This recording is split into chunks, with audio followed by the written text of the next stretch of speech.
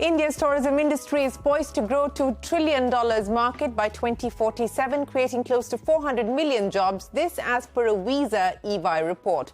In fact, data-led tourism will be the pivotal driver of this growth, with sustainability, enabling technologies and evolving tourist preferences acting as primary disruptive forces for the industry. Sustainable tourism experiences have turned into a big global trend valued at $180 billion. For India, this market is predicted to grow at a 15% CAGR. In fact, as a champion of sustainable travel, India has leveraged its G20 presidency as a strong platform to promote its agenda of developing sustainable and green tourism practices. The EY Visa report has also projected that digital transformation in aviation, travel and tourism sectors will generate $305 billion in value, while transferring $100 billion away from traditional players to new contenders worldwide. Another pivotal trend revolves around evolving tourist preferences, largely driven by the influential presence of Generation Z, which accounts for 24% of the global population, with India hosting 27% of this cohort. Moreover, international tourists in India spend 26 times more than domestic tourists, making a case for turning India into a global tourism hub. Now, while these trends underline the opportunity, the expansion of India's travel and tourism market has been unprecedented. In 2022, the travel and tourism sector contributed $190 billion to the GDP and is projected to rise to $200 billion by the close of 2023, with a staggering projection of approximately $451 billion over the ensuing decade. This, as per WTTC, add to that employment within the sector, which is also expected to go up from 37.2 million in 2022 to an estimated 39 million by the end of the year. The growth is real. MakeMyTrip, India's biggest travel agency, now aptly dubbed a super app, clocked its highest quarterly gross bookings in the company's 23-year history. While a large part of this growth comes from the core business, the company is seeing at least 17% business coming in from Tier 2 and Tier 3 cities, as compared to 6% in 2019. Hello and welcome to this special edition of Young Turks, India's longest-running show on startups and entrepreneurship. I'm Shereen Bhan, and joining me today are our old Turks here on Young Turks, Kalra, the founder and chairman of MakeMyTrip, and Rajesh, Magow, co-founder and group CEO of MakeMyTrip. Gentlemen, appreciate you joining us here on the program. Always good to have you back. And that's what I meant by old. I'm not referring to the age in any form or fashion here. But Deep, there was a slew of numbers there. And if you look at any survey, any research report, any study, they're all throwing up these big numbers in terms of the opportunity for India in the travel and tourism space. Now, I want to understand from you, 23 years on, what are the big structural shifts that you're most focused on? Yeah, thank you, Shereen, and no problem with being called old. But the growth in travel and tourism is for good reason. I mean, if you think about it, with India's economic story being so strong, the next decade, I think 2 decades belong to India, and more importantly, it's the youth, like you rightfully called out. It's the youth that's driving this, and if India has anything, we've got the demographic dividend. The way youth spend on travel is entirely different. So at one level, you're getting a lot of trickle down. We have India purchasing power or per capita income going from $2,000 to galloping now to hopefully $3,000 and $4,000. Mobile in everyone's hand, easy to book online, and the youth wanting to spend on experiences and not saving for what we did in our generation. Rajesh and I are both in our 50s, and our generation was always saving up for, that first house, was saving up for a car. The youth of today don't aspire to own either of them. There's a renter generation, but they want to make it up by spending, like I said, on experiences. And number one on top of that is traveling. Traveling, seeing your own country, traveling overseas, literally traveling every long weekend that you can get, and multiple trips. So I think the boom in travel and tourism, and aiding all of this, is, I think, India's infrastructure growth story as well. So getting to remote parts of the country has never been easier. We've got this road network now, which is fantastic, and we can, great roads in all parts of the country, in smaller parts. Airports now, over 120 airports, so getting to different parts has become quick. And of course, trains. Rajesh will talk about his very recent experience with the Vande Bharat train, and he was gaga about it. So I think this couldn't be a better time, knock on wood, Last time I think I said that COVID happened, so I better be careful what I what I say. But yeah, it's about time too. No. We don't want to. We don't even want to go down that road, Deep. I hope that is behind us, firmly behind us. But as you pointed out, we are seeing big changes, and all of them portend well for the travel, tourism, and hospitality sectors. But Rajesh, let me flip that across to you on the back of what we just heard there from Deep, and it's starting to reflect in your numbers as well. You've clocked your highest ever quarterly gross booking and profit in Q1 of FY24. Now, as far as your positioning is concerned, as a super app today, Rajesh, which are the big opportunities, the untapped opportunities? Deep talked about rail. That's a big space that you're now looking at. What is this going to mean eventually as far as the business is concerned? How do you translate this growth that is expected into business opportunity and numbers? No, absolutely. I mean, and let me just build on what Deep said, right? I mean, Deep spoke about some structural shifts and the structural changes that are happening, not necessarily from, let's say, consumer buying habits or spending behavior standpoint, but also infrastructure changes that is happening in India in a big way.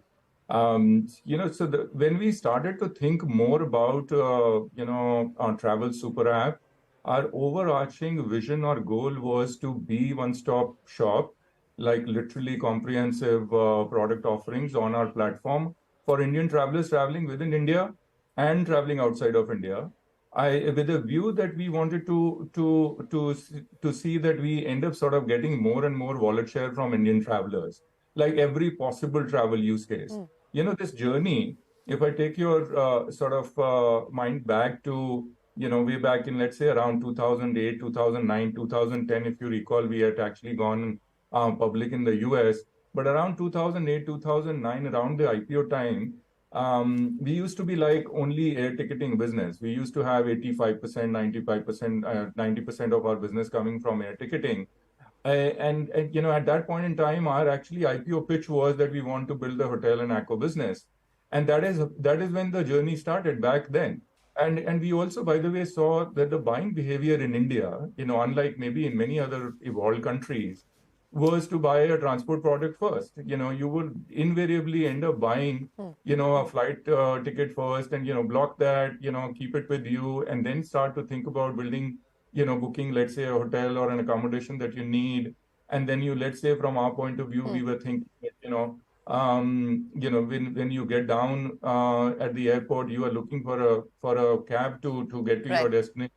We should be able to offer that also. So the idea was to just build one-stop shop to, a very strong customer value prop, if you will, and then leverage that over a period of time to get more wallet share, which will fuel the growth for us. But where do you believe we're likely to see the next wave of disruption? What are the trends that you're noticing, both in terms of new categorization as far as the customer experience is concerned, and more importantly, what about affordability, Deep? It's still cheaper to go to many international destinations than it is to travel domestically. Yeah, they're two very different and good questions. I think the second one from the tourist hat.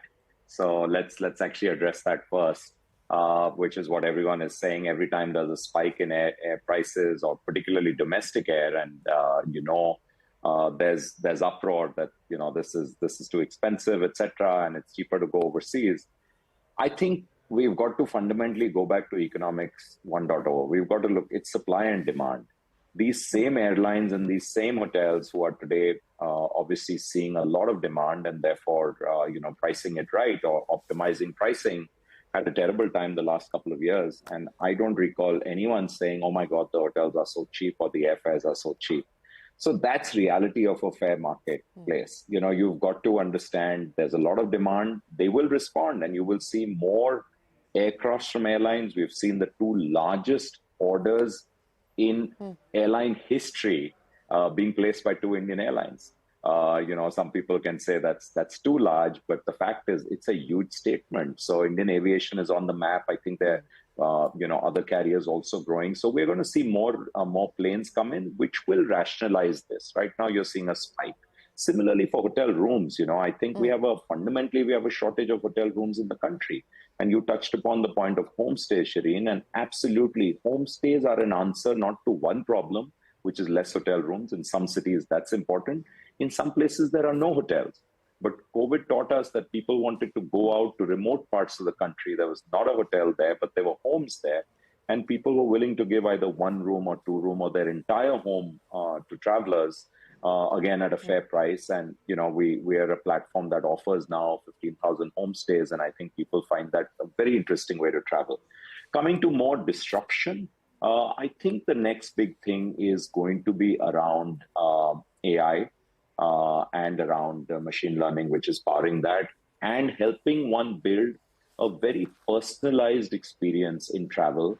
And just to the point Rajesh was making, like offering everything on the super app, a connected trip.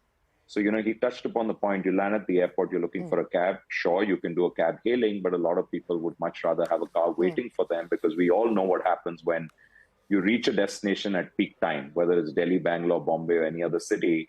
The cars are, all kind of sold out. So you got to wait very long. So you'd rather pre-book a car. And the beauty of pre-booking a car on the same app on MakeMyTrip is the seamless integration, which is if your flight's delayed, then your cabbie already knows that your flight's delayed, is not hanging around, doesn't go away, is waiting for you. You get out of the airport, it's typically late evening or early morning, and you have your car and you're ready to go. You can keep the car for the day, etc. Similarly with the accommodation need. And then, this journey is starting even earlier now, where we're using it for lending for trips. So trip loans and trip money is our product for that. Basis of your buying behavior with us, we know and we take a educated call on, your credit worthiness, and we go ahead and we offer you a loan for your next trip. And that's being appreciated a lot. My favorite product is actually around price lock. And price lock, as the name suggests, and it wouldn't have happened without AI, is locking in when you see a cheap price. Very often it's early, paying a tiny premium for that, call it your insurance for price. But here's the beauty. If the price gets lower, you take the advantage of the lower price. If the price goes higher, you've locked into the price. Now, that's the kind of stuff which is win-win-win. Everybody wins. The airline loves it because they can fill up their seats early in advance, which is advance purchase. Customer, obviously, it's great for them because you got a cheap price, plus you're insulated against a price increase. And it's good for us too, because we are adding value using technology. I think that's the kind of stuff we're going to see a lot more of. Or there's a trip guarantee kind of product, which happens with rail and waiting list for rail. So we'll see, I think, a lot of interesting stuff, which will make it much easier and for smarter travelers, cheaper to buy travel.